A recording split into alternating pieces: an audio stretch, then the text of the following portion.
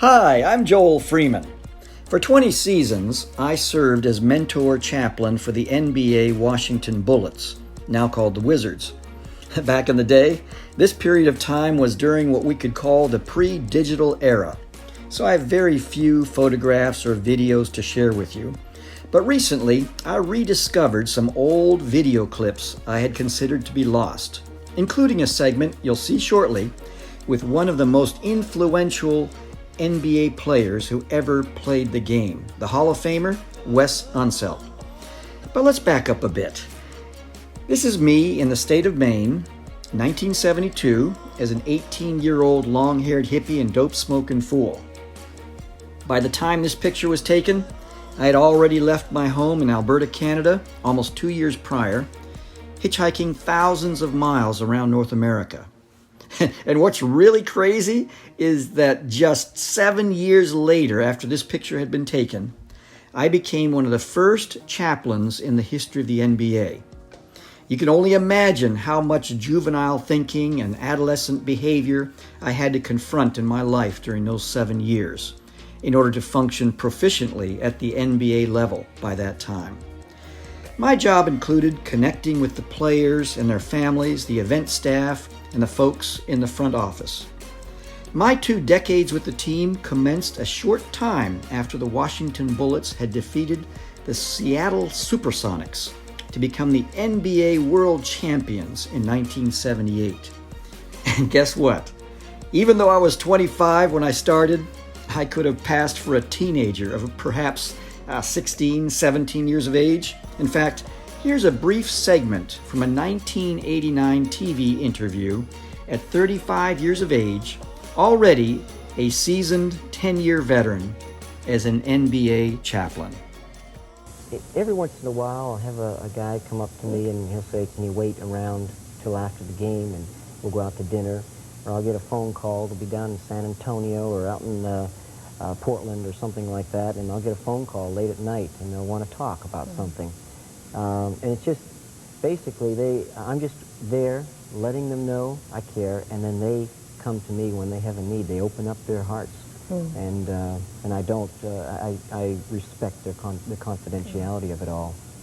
Elvin Hayes and Kevin Porter came out to chapel there in Boston, and they said, we need something like this down in the Washington area. So about 2 weeks later, there I was having lunch with them and architecting a plan to do this. It was Bill Alexson who first introduced me to Elvin Hayes and Kevin Porter. And when I first began this journey, I had no mentor, and especially in the first couple of years, I was sometimes an internal bundle of insecurity with periodic feelings of inadequacy as a young adult trying to function professionally at the NBA level. And the guys on the Bullets team and visiting players throughout the league must have been thinking, yeah, right.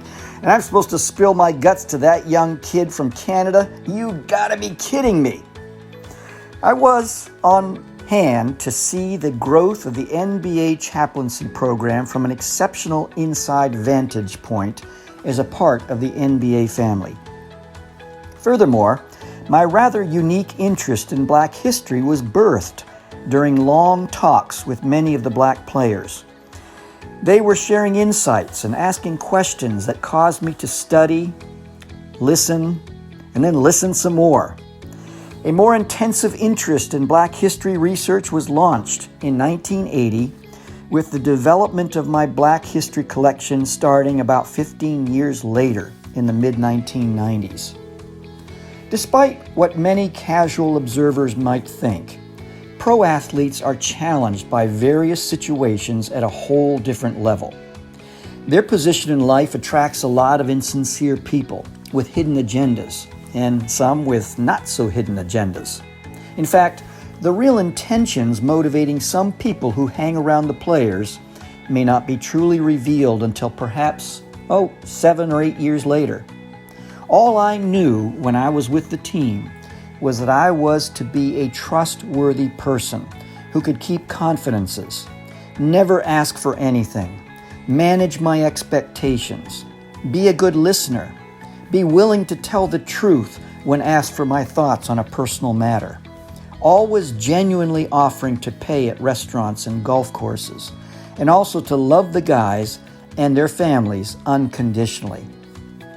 Perhaps one of the biggest miracles of all is that in those 20 seasons, I ended up surviving 6 coaching changes and 3 general manager changes, from when I started in the 1978-79 season to when I retired in the 1998 season.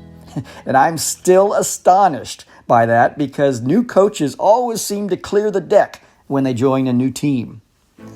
The story of how the NBA chaplaincy program was launched is the subject of a book I'm writing, tentatively titled Finding the Open Man, subtitled The Surprising Benefits of Unselfishness.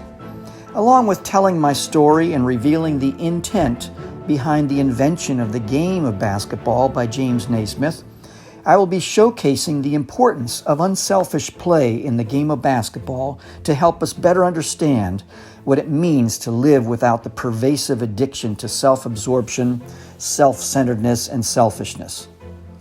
Let me know if you'd like to be on the list to acquire that book when it's completed.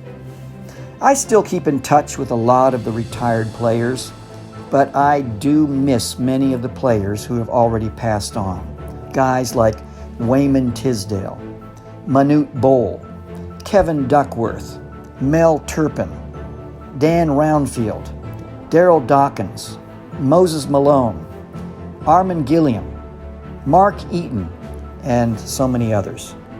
It's a constant reminder that life is short. Wes Unseld is another player who has left a big hole in many of our hearts. Earlier, I promised that I would share a previously lost video clip with Wes, and here it is. Yeah, well, I was playing when Joe actually started the chapel service here, and the biggest obstacle of maintaining a good life in this league is to have some stability. And if this provides some comfort to some of these guys, then it's well worth it.